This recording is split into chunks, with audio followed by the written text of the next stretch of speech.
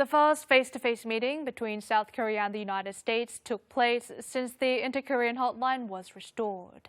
The meeting was arranged as the South Korean government was thinking about how to proceed with inter-Korean cooperation, and the announcement of a joint military exercise plan was imminent. Foreign affairs authorities of South Korea and the United States met face-to-face in Washington, D.C. for the first time since the inter-Korean hotline was restored.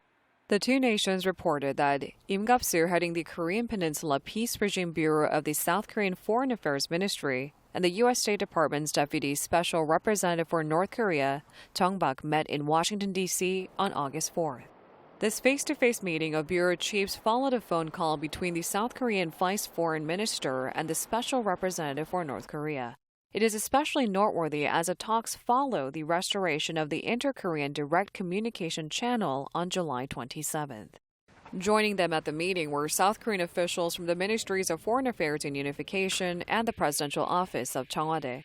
The United States sent officials from the White House National Security Council and the Treasury and Defense Departments.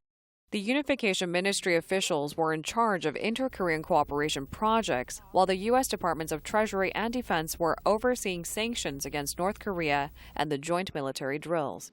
The participants appear to have discussed a wide range of topics such as North Korea's nuclear program, cooperation ideas with North Korea, and the S.KOREA-U.S. joint military exercises scheduled for this month. The U.S. State Department said that the officials talked about the political situation on the Korean Peninsula, the three-way cooperation among South Korea, the United States, and Japan, and collaboration with other countries to deal with North Korean issues.